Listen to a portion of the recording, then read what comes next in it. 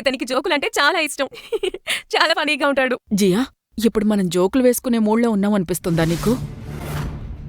ఎవరైనా పెళ్లి గురించి అడిగితే నీ జీవితంలో ఎవరూ లేరని చెప్తావు. ఇప్పుడు ఆ అబద్ధాన్ని దాచిపెట్టడానికి ఇతన్ని తీసుకొచ్చావా? మీ అందరూ ఒక విషయం గమనించలేదా?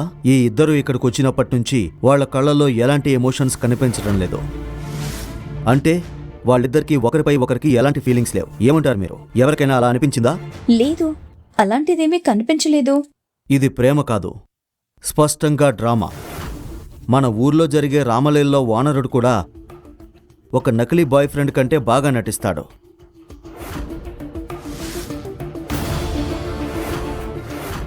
జియా, ఈ గొడవలని ఆపేద్దాం. నేను నిన్ను చూసుకోవాలనుకుంటున్నాను, నీతో జీవించాలనుకుంటున్నాను. నేను నీకోసమే ఇక్కడున్నాను. నీకు ఏ సమస్య ఉన్నా నాకు చెప్పు. వీణ్ణి నిన్ను ఇబ్బంది పెడుతున్నాడా? నువ్వు ఎంత ముద్దుగా, అందంగా, సున్నితంగా ఉన్నావో తెలుసా? ఇతను ఖచ్చితంగా నీ నుంచి ఏదో కావాలి. I know that. నీ అందమైన కళ్ళను, నీ అందమైన పెదవుల్ని చూసి ఐ థింక్ వాడికి నీ డబ్బు కావాలి.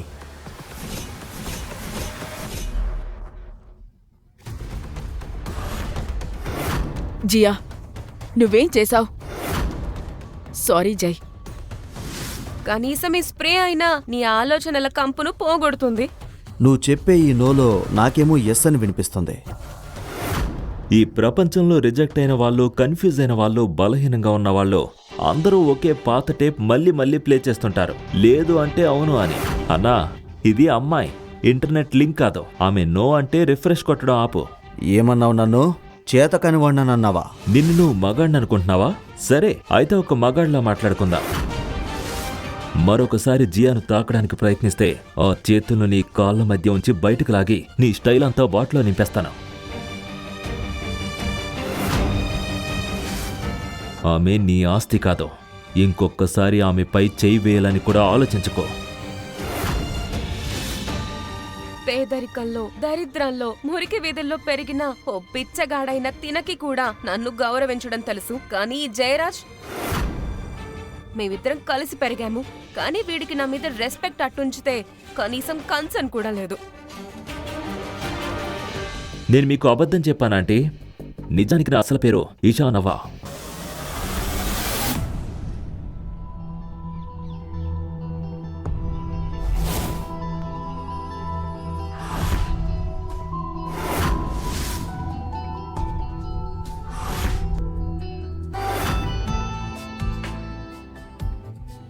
మరి జయరాజ్, ఏమన్నావు? మేము క్లోజ్గా లేమని, ఫీలింగ్స్ లేవని. ఇంత క్లోజ్గా ఉంటే సరిపోతుందా, లేకపోతే ఇంటికొచ్చి చూస్తావా? చాలు జియా, ఇవాళ నా పుట్టినరోజు. నీతో తర్వాత మాట్లాడతాను. ఇలాంటి సిగ్గులేని పనులు ఈ చిన్న ఊరిలో పనికిరావు. అమ్మా, నువ్వు నన్ను ఇన్ని క్వశ్చన్స్ అండ్ ఆన్సర్స్ అడుగుతున్నావు. జయరాజ్ చేసిన పనులు మీకు కనిపించలేదా? వీడన్ని హద్దులు దాటేశాడు. అందుకే నా ప్రేమ నిజమని నిరూపించాల్సి వచ్చింది, వేరే ఆప్షన్ లేక. ప్రేమతో ఇల్లు నడవదు, కేవలం ప్రేమతో జీవితం సాగదు. బతకడానికి డబ్బు కావాలి, డబ్బు.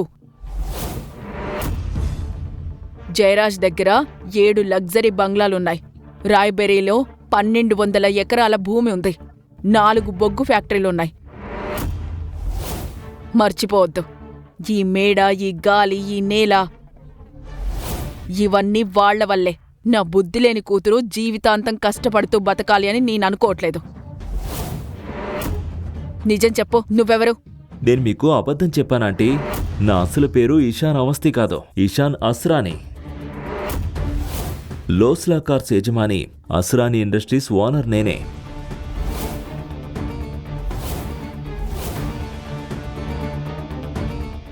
నేనే అసలైన కార్ గురు. జియా ఒప్పుకుంటే ఆమెను పెళ్లి చేసుకోవడానికి నేను సిద్ధంగా ఉన్నాను.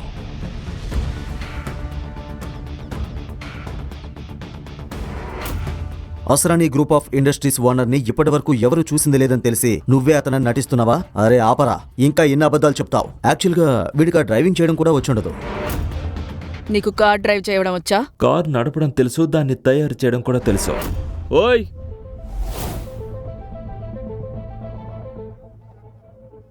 రోడ్డు మధ్యలో కారు పెట్టింది ఏ ఎదవా? ఈ రోడ్డు ఏమన్నా వాళ్ళు 5 అనుకుంటున్నాడా? ఎవరు వాళ్ళు?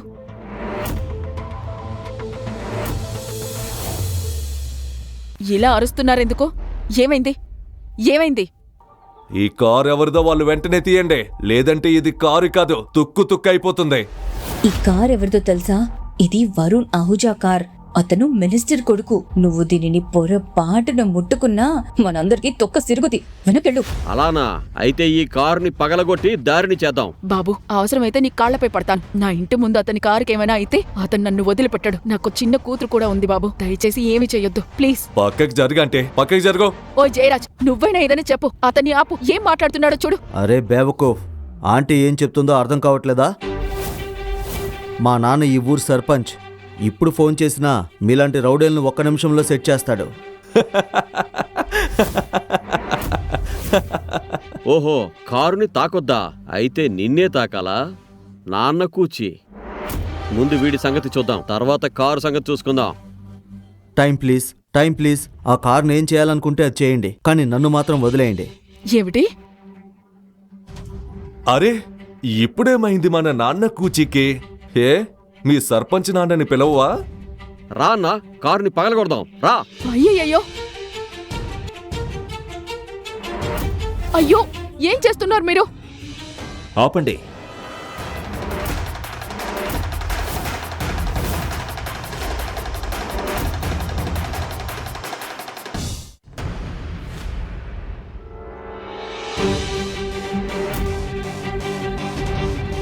నువ్వెవట్రా? ఆ? నువ్వేం చేస్తున్నావు? తప్పుకో ఇక్కడి నుంచి. నాపై నమ్మకం ఉంది కదా? ఓయ్, అక్కడేం రహస్యంగా మాట్లాడుకుంటున్నారో నాకు వినిపించేలా మాట్లాడండి. రేయ్, ఇక్కడి నుంచి వెళ్ళిపో. అనవసరంగా సీన్ క్రియేట్ చేయకు. అది ఆశ ఆంటీకి ఇంకా పెద్ద సమస్య అవుతుంది. అన్న చెప్పినట్టు విని వెళ్ళిపో. మీకు 2 నిమిషాల టైం. ఆ తర్వాత ఈ కారుని తుక్కు తుక్కు చేస్తాం. అర్థమైందా?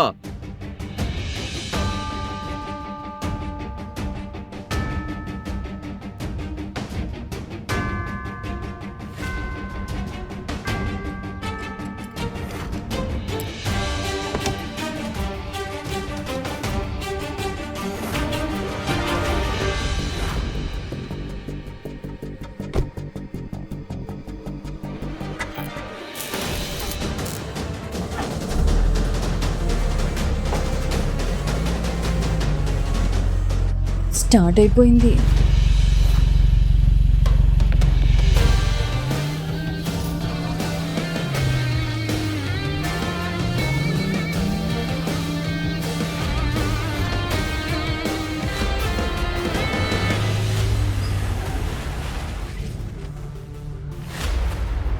అయిపోయింది.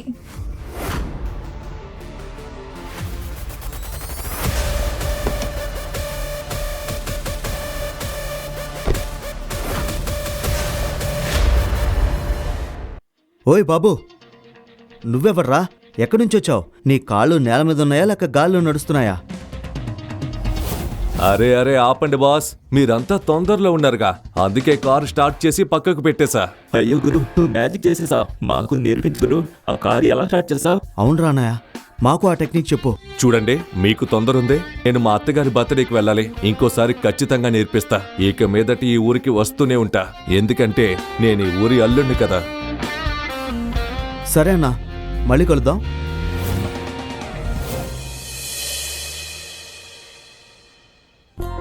ఇదేంటి, ఒక్క చూపులోనే నా మనసుని దొంగలించేసావు? ఇంత స్టైల్, ఇంత క్లాస్, ఇంత మంచితనం ఉన్నవాణ్ణి నేనెప్పుడూ చూడలేదు. నిజం చెప్పు, ఇంత స్మార్ట్గా డీసెంట్గా ఉన్న నువ్వు ఎలా బెచ్చగాడివయ్యావు? అసలు విషయం ఏంటి గురు? కాదు జియా, నిజానికి నేను ఒక విషయం చెప్పాలనుకుంటున్నాను. ఇప్పుడు అర్థమైందా ఆశమ్మా? వీడు ఎవరో? వీడు ప్రొఫెషనల్ దొంగ. కార్లు దొంగిలించడమే వీడి పని. చాలు, ఇంకో మాట కూడా ఆయన గురించి తప్పుగా మాట్లాడొద్దు. ఆయనకు థ్యాంక్స్ చెప్పాల్సింది పోయి నిందలు వేస్తున్నావు. ముందు ఆయనకు సారీ చెప్పు. జియా, జయరాజ్ చెప్పింది నిజమే. ఇలాంటి స్కిల్స్ కార్ దొంగలకే ఉంటాయి. ఇంకా ఒక విషయం గుర్తుపెట్టుకో, హీరోతో తిరిగే అమ్మాయిని హీరోయిన్ అంటారు, బిచ్చగాడితో తిరిగే అమ్మాయిని బిచ్చగత్తె అంటారు, దొంగతో తిరిగే అమ్మాయిని దొంగదాన్ని అంటారు. నువ్వు ఈ దొంగతో ఉంటే నిన్ను దొంగగానే చూస్తారు. నీ గౌరవం కూడా బజార్లో చిల్లర్లా అమ్ముడైపోతుంది. చాలు జయరాజ్, జియా గురించి ఇంకొక్క మాట మాట్లాడితే నీ నాలుక మాత్రమే కాదు, నీ అహంకారాన్ని నేలకేసి కొడతాను. అందరి ముందు నీ గర్వం మట్టిలో కలిపేస్తా. ఏమైంది? నిజం గుచ్చుకుందా? జియా నాది, నాదే, ఎప్పటికీ నాదే. జియా ఎప్పుడూ నీది కాదు, ఆమె కళ్ళల్లోనే అది కనిపిస్తుంది. కానీ జియాని ఎవరైనా తాకినా లేదా తప్పుగా చూసినా వాళ్ళ జీవితమే నేలమట్టం చేస్తాను. వాళ్ళ పేరుతో ఒక పేజీ కూడా ఈ లోకంలో మిగలకుండా పాతి పెడతాను. అయ్యో ఆపు నీ డైలాగులు. ముందు నువ్వు దొంగ కాదని నిరూపించు. తెలియకుండానే నువ్వు దొంగని ప్రేమించావు. ఇప్పుడు అందరికీ చెప్పడానికి సిగ్గుపడుతున్నావు. అయ్యో దేవుడా, ఈ జయరాజ్ పూర్తిగా ఓ వెధవ. ఇలానే కొనసాగితే నిజం మొత్తం బయటపడిపోతుంది. నిన్ను చూస్తే జాలేస్తుంది. నీ మనసు చాలా పేదది. బయటకు చూపించేదాన్ని బట్టి ఎవరు ధనవంతులు, ఎవరు పేదవాళ్ళు నిర్ణయిస్తారా? ప్రతి పేదోడు తన మనసుకి ధనవంతుణ్ణే అంటాడు. ఏంటి జియా, నీ ఆస్తి గొప్పలు చూపించాలనుకుంటున్నావా? మీ తాకట్టు పెట్టిన బంగ్లా కూడా చేతిలోంచి పోయాక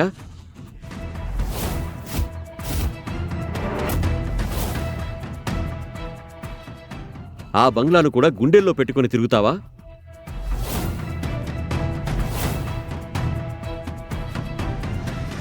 అమ్మా, ఇతనేం మాట్లాడుతున్నాడు? నేను నిజమే చెప్తున్నా. ఆశ ఆంటీ మీ ఇంటిని మా నాన్న దగ్గర తాకట్టు పెట్టింది. దానికి బదులుగా నిన్ను నాకిచ్చి పెళ్లి చేస్తానని మాటిచ్చింది.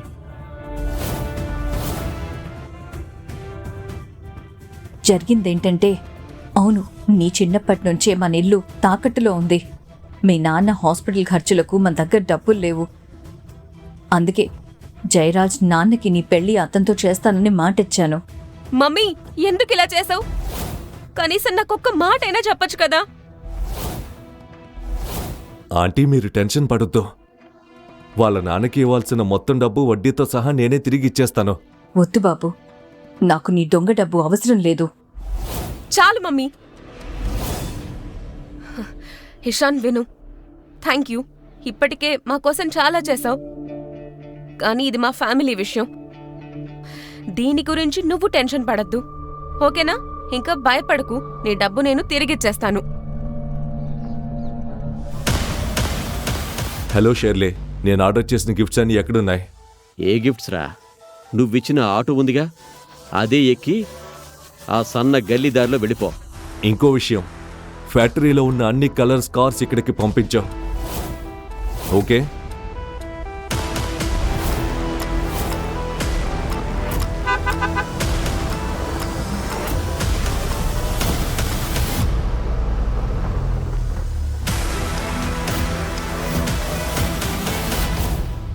ఇలాంటి కథలు మరిన్ని వినాలనుకుంటున్నారా? అయితే కింద ఉన్న లింక్ని క్లిక్ చేసి పాకెట్ ఎఫ్ఎం యాప్ని ఇప్పుడే డౌన్లోడ్ చేసుకోండి. మరిన్ని అద్భుతమైన కథలతో మళ్ళీ కలుద్దాం.